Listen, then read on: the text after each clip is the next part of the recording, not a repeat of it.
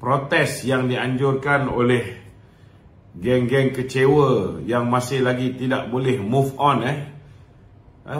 Perikatan Nasional hari ini mengumumkan, tuan-tuan, ada satu kempen, saya tak tahulah ni puak sebelah mana satu, yang nampaknya macam masih lagi tidak boleh menerima keputusan. Mereka telah melancarkan kempen gelombang hitam tidak percaya. Ini usaha mereka untuk mengadakan undi tidak percaya ke atas Datuk Seri Anwar Ibrahim sebagai Perdana Menteri Malaysia. Kempen ini akan berjalan daripada 19 hingga 20 hari bulan Disember ini, dan mereka mengenakan baju warna hitam. DP ataupun profile picture mereka pun mereka tukar kepada warna hitam, dan macam-macam lah mereka tukar pada warna hitam.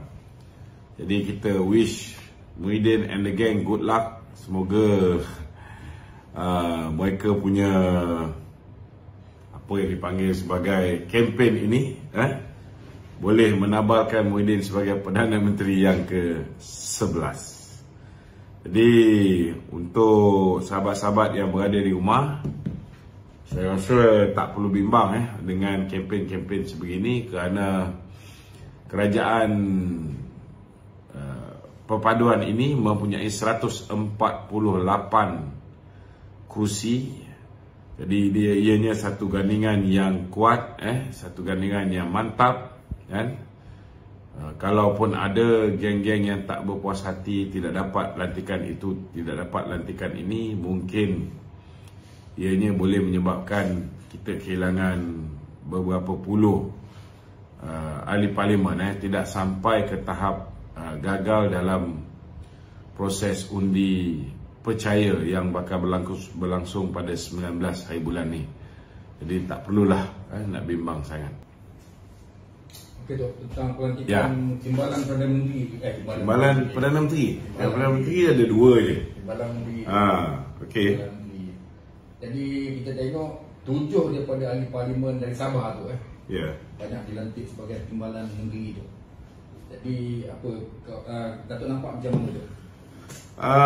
Saya rasa kita kena faham bahawa kabinet kita kecil ni satu benda yang ialah nak buat macam mana. Sepatutnya kabinet ni lebih besar, tetapi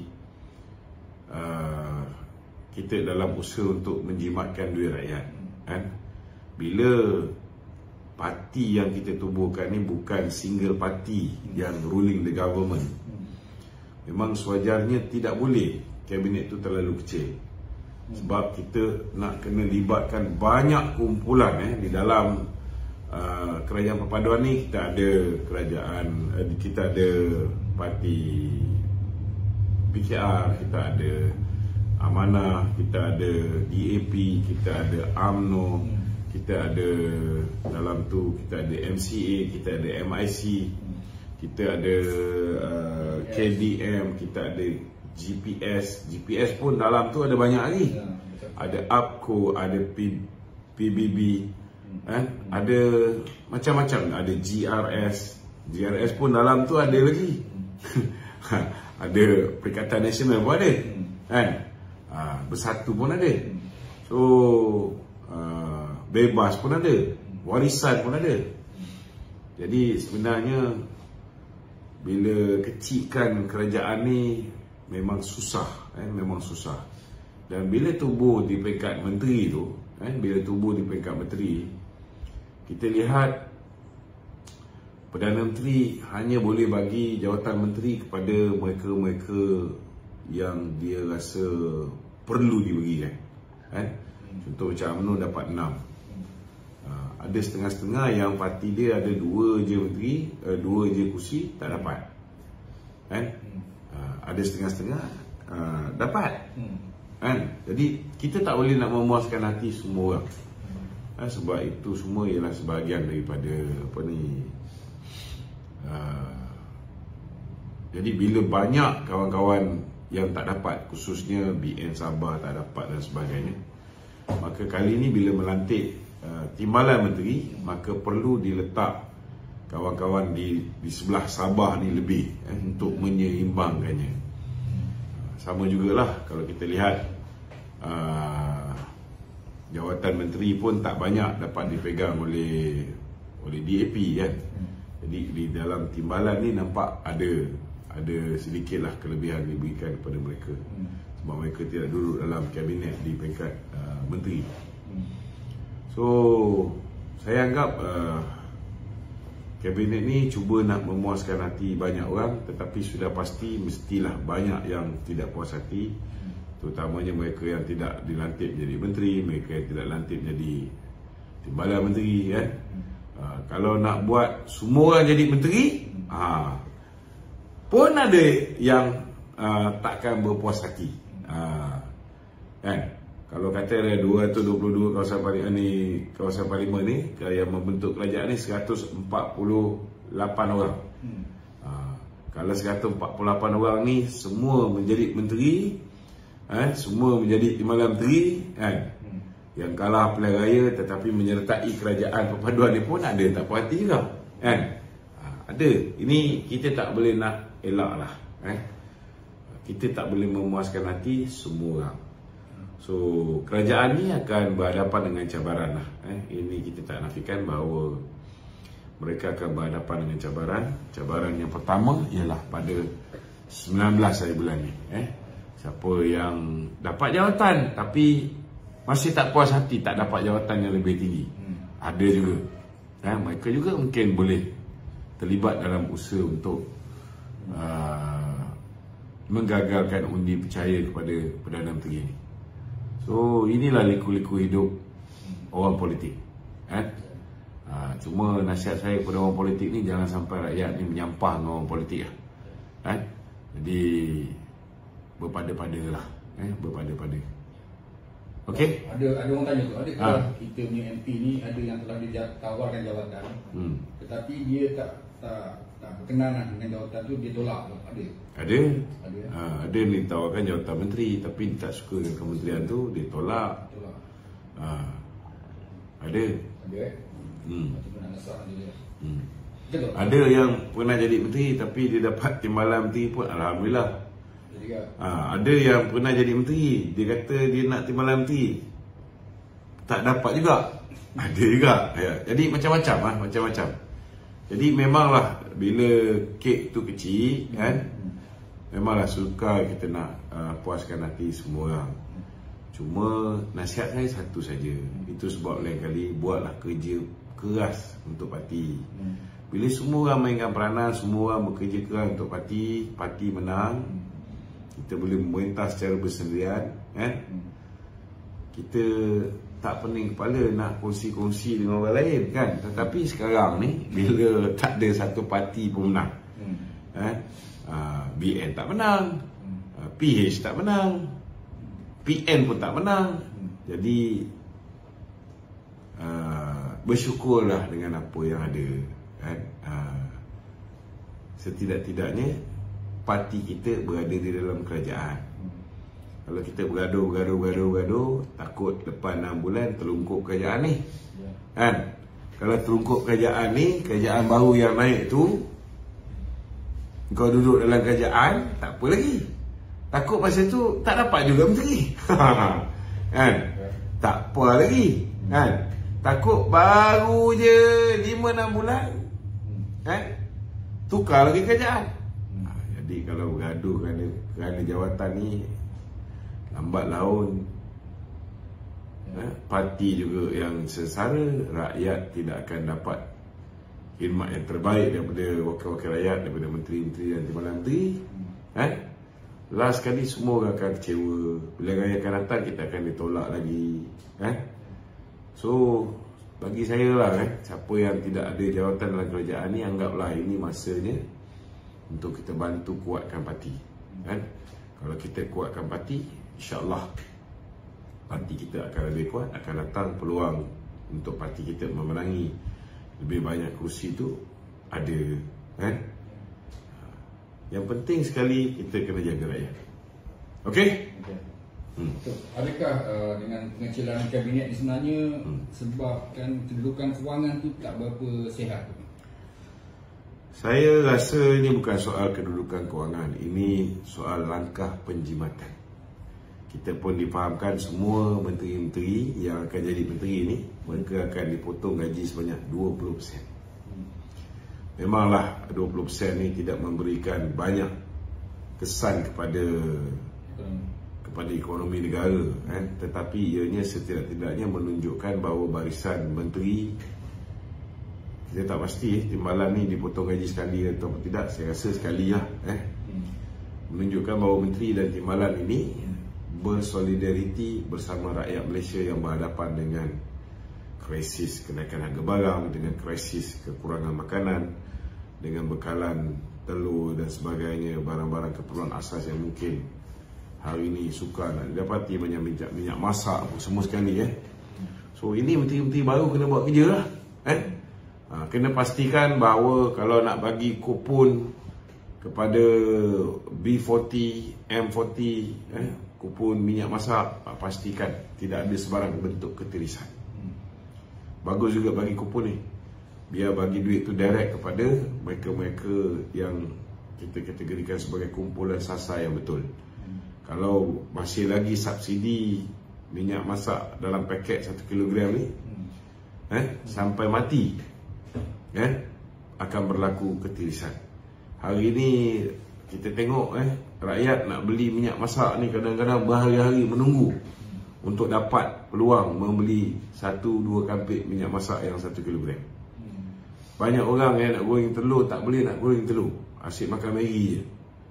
Ini rakyat melalui ni benda ni kat bawah. Sekali-sekala kalau misalnya dekat rak tu masih ada minyak yang belum disakau ataupun disamun oleh peniaga-peniaga yang tidak bertanggungjawab ni, nasib baiklah dia orang beli goreng telur. Ini berlaku di akar umbi. Dan kita juga tahu bahawa ada kemungkinan besar selain daripada kita bagi kupon bersasar untuk subsidi minyak masak ni kepada golongan B40 ataupun mungkin setengah-setengah M40, tengok peringkat tangga gaji mereka ataupun pendapatan isi rumah mereka, ada kemungkinan besar juga Kementerian Haiwan Pengguna ni akan mempertimbangkan untuk memberikan juga subsidi minyak masak ni kepada peniaga-peniaga industri kecil sedana, makcik-makcik jual nasi lemak, makcik-makcik jual goreng pisang dan sebagainya. Mereka banyak pakai minyak. Kalau mereka ni kena beli minyak yang tidak bersubsidi ni, mati. Apa dia orang nak meniaga? Dan akhirnya mereka terpaksa menaikkan harga barang. Bila menaikkan harga barang ni, dahlah income dia orang nanti akan lari, sales dia orang akan merosot. Lepas tu rakyat pun akan menjerit kerana makanan-makanan yang dibeli tu akan menjadi lebih mahal. Okey? Okey, kabinet dah selesai tu. Jadi bagaimana dengan GLC pula tu? Adakah GLC ni dikecilkan lagi? GLC susah sikit nak kecilkan. Sebab setiap GLC dia dah ada dia punya ibu pejabat dia dan segala-galanya lah. Setiap GLC tu ada peranan masing-masing. Kalau Felda dia jaga Felda, kalau Fekra dia jaga Fekra, kalau apa ni SPMB dia jaga SPMB, Perumahan Rakyat dan sebagainya. Kalau apa ni Risda dia jaga Risda. So dia bukan macam kementerian. Kementerian ni boleh disatukan. GLC ni tidak semudah itulah untuk dikecilkan GLC ni. Jadi saya yakin bahawa pengurusi-pengurusi GLC lantikan Muhyiddin, lantikan Datuk Seri Ismail Sabri, kemungkinan besar akan ditukar dengan kerajaan perpaduan. Sebab terlalu banyak orang yang tidak mendapat tempat dalam kerajaan di peringkat menteri, timbalan menteri, ada kemungkinan besar mereka akan mengisi jawatan GLC. Okey. Ada soalan lain? Ada ula-ula mengatakan bersatu di Sabah akan keluar daripada Perikatan Nasional. Bagus Ahli-ahli bersatu akan keluar daripada Perikatan Nasional di Sabah. Tak boleh. Kalau ahli bersatu keluar Perikatan Nasional masuk parti lain, boleh. Tetapi ahli parlimen bersatu dan ahli Dewan Undangan Negeri bersatu yang bertanding dan menang atas tiket Perikatan Nasional, mereka keluar daripada parti, mereka hilang kursi yang mereka menang. Sebab dia orang mengatakan dia ura-ura tu sebab dia bertanding bawah tiket GRS. Kalau mereka bertanding di bawah tiket GRS, mereka boleh menyertai parti yang ada di dalam GRS. Itu tak hilang kursi. Maknanya selagi dia lompat parti tu di dalam parti yang menggunakan lambang GRS, boleh lagi. Okey. Ada komen tentang pemecatan 3 orang. Satu ketua bahagian dan 2 ketua wanita. Komen saya, alhamdulillah, patut dah lama. Patutnya tindakan tegas itu kepada orang yang mengkhianat parti ni sudah lama diambil.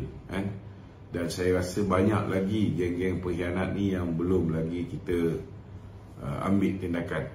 Dan sewajarnya disegerakan. Kalau kita ambil tindakan tegas, satu kali jalan, orang maki kita sekali je. Tetapi setiap kali mesyuarat MT kita nak pecat. Setiap kali mesyuarat MT kita nak pecat.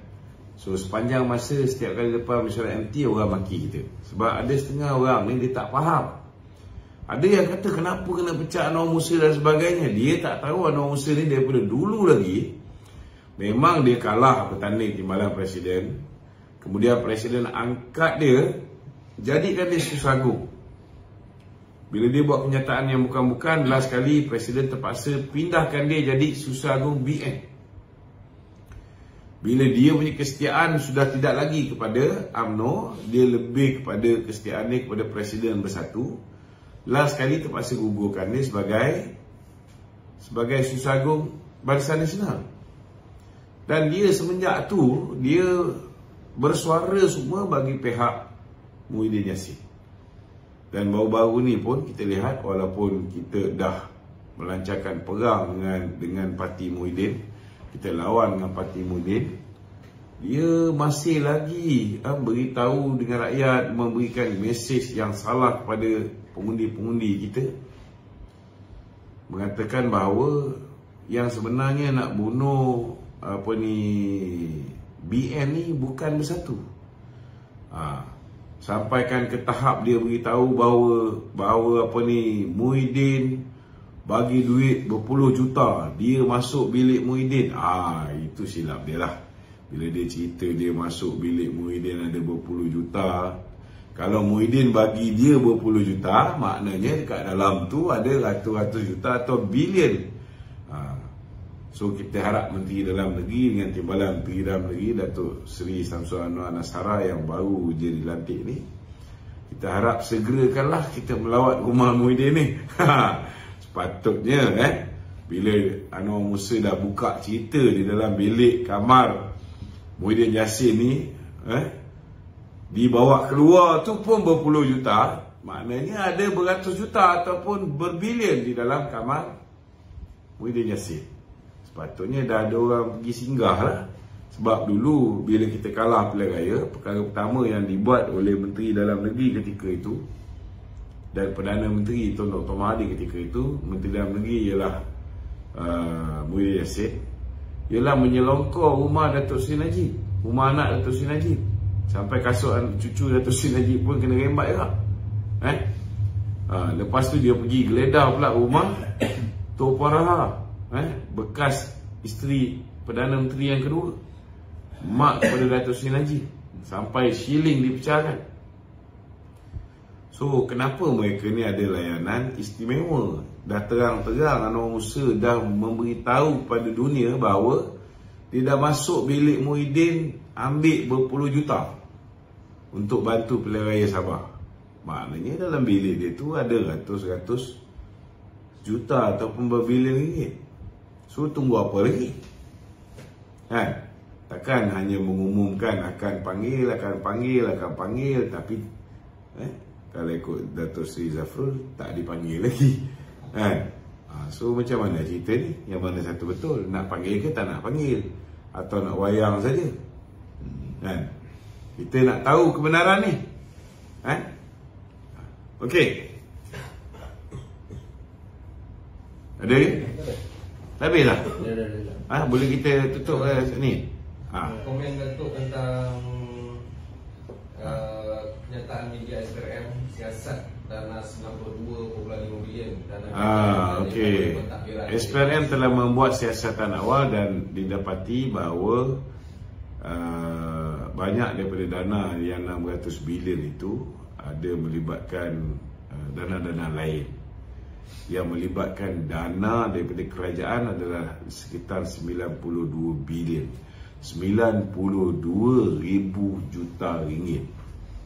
So siasatan ke atas 92,000 juta ringgit ini yang Datuk Seri Anwar Ibrahim kata mempunyai pelanggaran standard operating procedure, sewajarnya lah disiasat segera dan didedahkan hasil siasatan itu atau diteruskan dengan proses pendakwaan seberapa segera yang mungkin.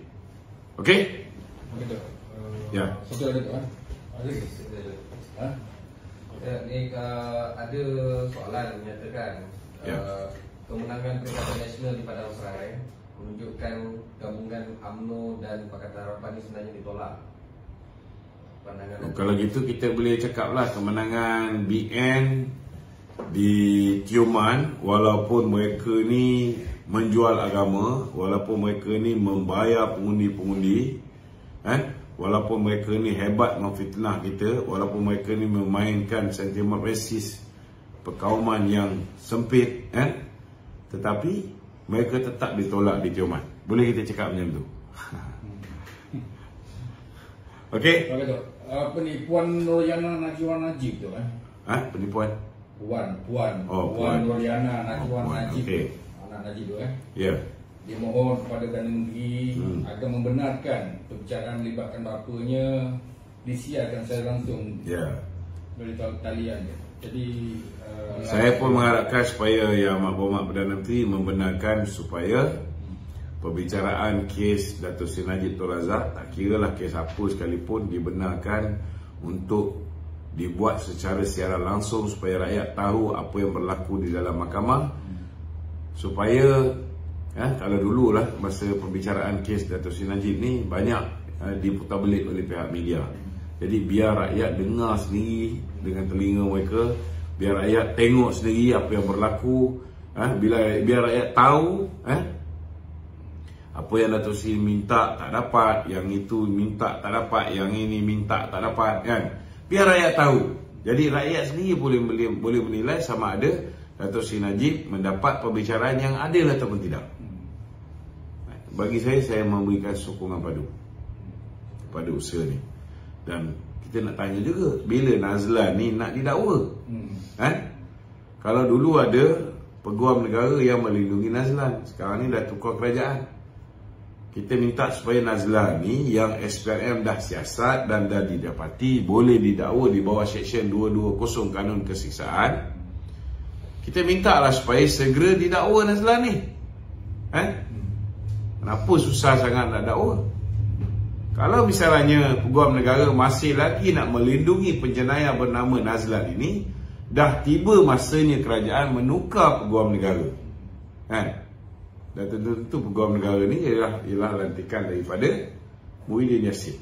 Kalau dia masih lagi mendengar arahan daripada Muhyiddin Yassin, apa kejadahnya kita ni? Kena tegas lah. Okey? Ada orang tanya tu, soalan daripada live itu Dia kata adakah UMNO merasa rugi sekiranya pecat lagi pengkhianat, contohnya macam KJ, Isyamuddin dan yang lain-lain itu? Adakah kerugian bagi UMNO tu? Dia macam ginilah Dia macam gini. setiap pemimpin-pemimpin yang disebut tu, mereka ada penyokong mereka juga. Memanglah kita akan ada kerugian. Tetapi kalau kita biarkan gunting dalam lipatan, musuh dalam selimut, kalau kita biarkan api dalam sekam ini terus menerus merosakkan parti daripada dalam, kemudaratan dia tu jauh lebih besar berbanding kalau kita pecat mereka ni. Jadi memandangkan mereka ni pun masa pilihan raya balon kita, lepas tu dah menang pilihan raya, pujuk ahli-ahli parlimen kita untuk melompat pergi ke sebelah sana. So ini bukan satu kepribadian dengan budi pekerti yang sepatutnya kita biarkan. Sebab kalau kita biarkan, kita menampakkan bahawa parti ni tidak ada disiplin parti. Maka bila kita menampakkan parti ni tidak ada disiplin parti, lepas ni lebih ramai orang yang akan membuat suara-suara sumbang, lebih ramai orang akan membuat perkara-perkara sumbang, dan lebih ramai orang yang akan menghasut ahli-ahli untuk bangkit memberontak dan melakukan perkara-perkara yang tidak sepatutnya dilakukan. Nak menegur kepimpinan tak ada masalah, boleh tegur kepimpinan mengikut saluran yang betul. Dan kalau teguran tu teguran yang betul, tak ada masalah. Tetapi kalau mereka berterusan memfitnah, berterusan melakukan perbuatan-perbuatan yang menyalahi disiplin parti, sudah ada aku janji tapi masih lagi bagi SD kat orang lain, kita tak ambil tindakan pada mereka. So lepas ni orang pun akan cakap, alah, dia orang bukan boleh pecat kita pun, dia orang bukan ambil tindakan disiplin pada kita. Kita MP, dia orang akan takut hilang kita. Okay, kau nak ajar orang macam ni, kau ajar. So lepas ni kalau orang tidak ada disiplin, orang tak hormati parti, orang tak hormati presiden, jangan marah. So parti kena ada disiplin parti. Parti kena tegas.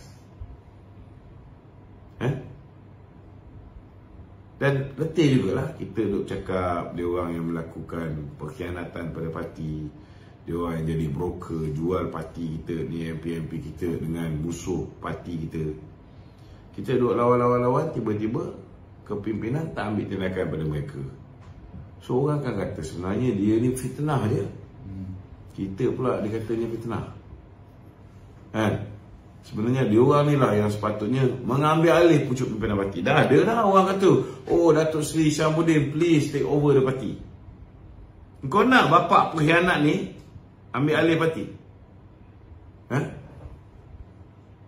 Jadi sebelum keadaan menjadi makin parah, sebab ada ramai lagi yang bodoh dalam parti ni, minta maaf cakap lah, yang tak tahu apa benda yang Hishamuddin buat. Walaupun kita dah melalak 4 tahun setengah, dekat 5 tahun dah kita melalak. Kita beritahu apa yang Hishamuddin buat daripada tahun 2018, bawa lari ahli-ahli parlimen kita melompat pergi masuk Bersatu, pujuk orang kita masuk Bersatu, dia tarik semua geng-geng Bersatu, geng-geng UMNO kat Sabah, lompat pergi Bersatu sampai lumpuh. Hanya lepas Cameron Highland je dia tarik handbrake. Kalau tidak dia nak masuk lah. Kalau kita biarkan diorang ni meneruskan agenda, menghentam presiden, lepas tu menyebarkan hatred ke atas kepimpinan parti, last kali they will be able to take over this party. And when they manage to take over this party, they are going to bring us to Perikatan Nasional. Jadi baruah kepada Perikatan, jadi baruah kepada Muhyiddin. Mungkin masa tu Muhyiddin pun dah dimati, dibunuh oleh Hamzah Zainuddin. Tapi adakah kita nak duduk bersama dengan Bersatu sekali lagi? Siapa yang bunuh kita sekarang? Siapa yang misuse duit-duit yang mereka sakau daripada kerajaan dulu? Beli pengundi sehingga kita kalah teruk. Kan kita nak biarkan parti yang membeli undi rakyat ni merosakkan anak-anak muda kita dengan duit? Takkan kita nak bersekongkol dengan parti ni lagi? Kita nak negara kita ni lebih bersih. Kalau bila pemimpin UMNO yang tak bersih ni semua kita nak rehatkan. Tapi ada yang kata tak ada bukti yang H2O buat kerja-kerja ni tu. Apa tak ada bukti? Aku dah report dah Jawatankuasa Disiplin Parti. Boleh panggil apa ni, siapa nama tu, Yaakob Han. Boleh panggil, ada ramai lagi pemimpin UMNO boleh jadi saksi. Panggil balik kawan-kawan apa ni di Sabah tu. Hari ni dia orang pun macam nak masuk balik UMNO. Kan? Dia orang nak keluar daripada Bersatu, dia orang nak maintain SGRS. So dia orang boleh jadi saksi. Apa lagi nak takut? Dia orang dah bersama kita sekarang. Anytime dia orang boleh bagi keterangan. Baru ni nak elak apa lagi? Sudah ada bukti yang jelas. Haji Adi cakap. Kemudian ada ni calon Barisan Nasional apa ni Padang Serai, Perikatan Nasional Padang Serai. Dia pun cakap lepas ni kawan-kawan kita Isyamuddin, KJ apa semua sekali akan buat kerja Tasyanan Musa untuk mengambil alih parti dan kemudian tarik parti kita ni bersama dengan Perikatan Nasional. Nak bukti apa lagi? Tak cukup lagi. Pengakuan Presiden PAS dah lebih daripada cukup. Takkan lebay menipu kot. Lebay mana pernah tipu. Kalau ikut bahasa dia orang, lebay mana pernah tipu. Okey? Okey dah, apa ni, adakah UMNO akan buat apa ni, mengubah fraksi semula tu? Maksudnya yang timbalan menteri, yang dah jadi timbalan menteri jawatan yang dalam UMNO ni macam mana tu? Dilepaskan ke ataupun dibawa sekali? Kita kena faham, kerajaan tu kerajaan. Parti tu parti. Siapa yang duduk dalam kerajaan tak semestinya dia duduk dalam parti. Siapa yang duduk dalam parti tak semestinya duduk dalam kerajaan. Apa yang pasti, within 6 months daripada tarikh 19 November, tarikh pilihan raya, maknanya paling maksimum parti kena buat party election sebelum 19 bulan Mei. Sebelum 19 bulan Mei ni akan ada election parti. Bila ada election parti, ahli-ahli parti berpeluang untuk menggantikan kepimpinan parti. So it's a democratic party. Siapa pun boleh menawarkan diri. Aku je tak boleh. Sebab aku ada kekangan. Tok, adakah patut dia dengar-dengar lepas diterima jadi ahli biasa ni 3 tahun tak boleh bertanding. Lepas cukup 3 tahun, lepas pilihan raya umum yang ke-16 nak bertanding MT pun tak boleh. Kena bertanding JK bahagian dulu. Lepas bertanding JK bahagian, lepas pilihan raya umum yang ke-17 baru boleh bertanding MT. Maknanya kena tunggu 11 tahun.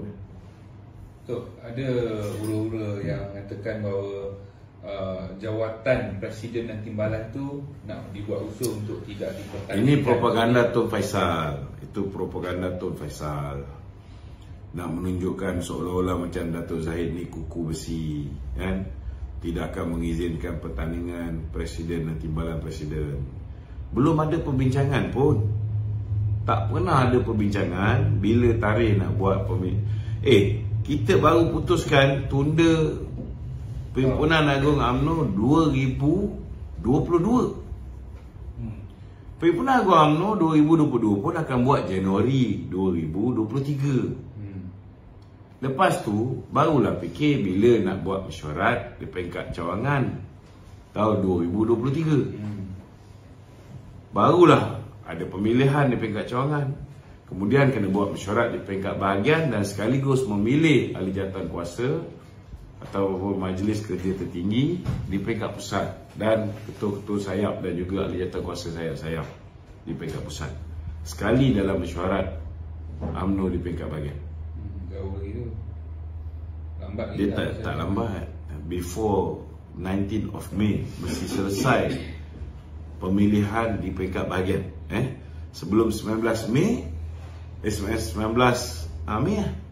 kena selesai pemilihan di peringkat bahagian. Sebab bila selesai pemilihan di peringkat bahagian, hari yang sama akan ada pemilihan di peringkat pusat, peringkat nasional. Okey? Ya. Ada lagi soalan lain? Ahli Parlimen PAS Syahir Sulaiman yang juga setiausaha politik Pulau Gebua Jadi, bagi tahu kerajaan kena tumpu untuk bekerja sekarang, jangan amal politik balas dendam. Dia macam ini. Kerajaan memanglah kena tumpu untuk buat kerja, kan? Kalau Menteri Ekonomi, kerja dia buat kerja untuk memulihkan ekonomi. Menteri Kewangan buat kerja untuk memulihkan kewangan negara, ekonomi negara, kan? Kesejahteraan rakyat. Fikirkan macam mana nak mengukuhkan kita punya foreign direct investment, macam mana nak naikkan balik nilai ringgit, macam mana nak buat macam-macam benda yang boleh menyebabkan negara ini pertumbuhan ekonomi dia akan kembali rancak dan kita boleh mengurangkan masalah pengangguran, menambahkan peluang pekerjaan. Ini semua sekali, semua menteri kena buat. Tapi Menteri Dalam Negeri, dia kena menjaga keselamatan negara, kan? Dia kena menjaga juga jangan ada penyelewengan, salah guna kuasa dan sebagainya.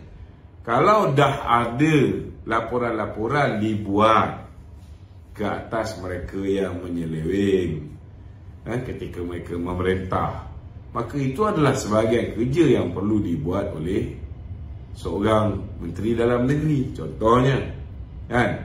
Dan selepas ni akan ada Menteri Undang-Undang, dah ada, maka dia kena buat kerja undang-undang, menegakkan undang-undang, melaksanakan reformasi institusi perundangan, kan? Make sure jangan ada lagi orang yang melindungi penjenayah. Bukan maknanya ianya balas dendam, tidak. Sebab dulu penjenayah macam Azmin Ali dilindungi. Sekarang bila kita dah betul, kita dah reform institusi Jabatan Pegawai Negara, Jabatan Kehakiman dan SPRM dan sebagainya, polis dan sebagainya, penjenayah tidak lagi dilindungi. Jadi akan ada penjenayah yang sebelum ini terselamat akan dihadapkan ke muka pengadilan. Ini bukan soal balas dendam, ini soal keadilan. Didakwa belum tentu seseorang itu bersalah. Kita tengok dalam kes Datuk Zahid, walaupun dia berhadapan dengan pendakwaan terpilih, Ketua Hakim Negara lantikan Mahathir, Ketua Peguam Negara lantikan Muhyiddin, dia bebas juga di Mahkamah Tinggi Shah Alam. Betul tak? Maknanya tak semestinya bila berlakunya pendakwaan terpilih tu, seseorang tu pasti mati, pasti akan dijatuhkan hukuman. Tak semestinya, kerana bukan semua manusia tu sama. Rambut mungkin sama hitam. Ada orang bila dia nampak tak adil, dia pun tahu sebagai seorang hakim, daripada 3 hakim, 2 akan pergi ke neraka. Sudah pasti dia tak nak jadi salah seorang daripada 2 orang tu. Dia kalau boleh nak jadi salah seorang daripada 3 tu yang masuk syurga. Jadi bukan semua hakim akan buat keputusan yang berat sebelah ataupun membebaskan orang yang bersalah ataupun menganiaya orang yang tak bersalah. Jadi selagi benda tu dapat kita kawal selia, dapat kita pastikan proses keadilan, semua orang akan dapat keadilan, tak kira lah orang ni orang apa pun, insya-Allah. InsyaAllah.